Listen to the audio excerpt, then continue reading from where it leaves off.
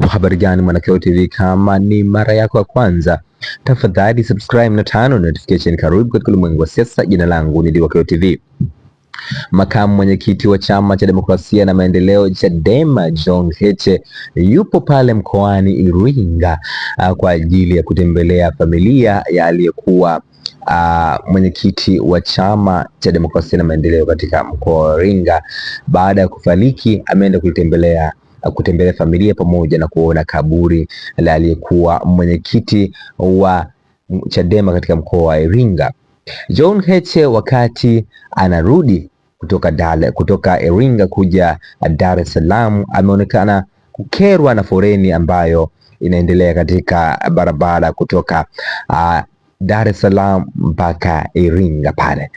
Nanukuu maneno ya John Heche katika mtandao wa Twitter, nanukuu: barabara ya Morogoro kutoka Dar es Salaam inawezekana ndiyo barabara kubwa na namba moja katika hii nchi. Hii ni barabara inayobeba uchumi wa nchi hii.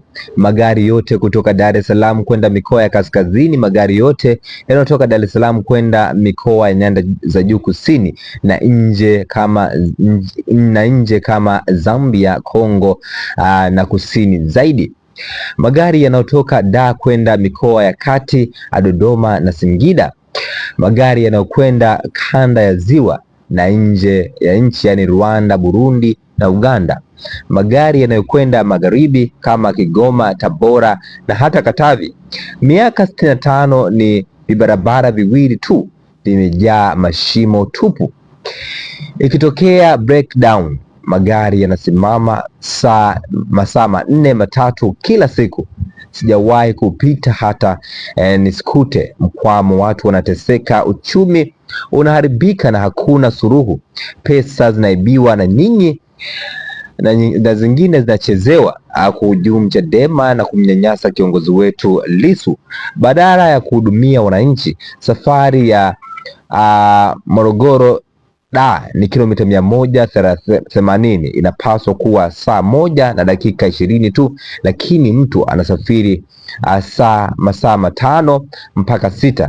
Utajenga uchumi gani? Nchi gani maskini itapitisha mizigo kwenye bandari ambayo hakuna hata miundombinu ya kusafirisha mizigo yao kwa muda? Akaandika. Huo ndio mwisho wa maneno ambayo ameandika makamu mwenyekiti wa Chama cha Demokrasia na Maendeleo Chadema. Ameonyesha kukelwa na foleni ambayo ipo katika barabara ya Dar es Salaam kwenda Morogoro au kwenda nyanda za juu kusini. Una maoni gani kwa hichi ambacho ameandika makamu mwenyekiti wa Chama cha Demokrasia na Maendeleo Chadema? Tafadhali shusha maoni yako katika sehemu ya comment section, na kama ni mara yako ya kwanza tafadhali subscribe. Jina langu ni Diwakeo TV, katika masuala ya kisiasa. Bye bye.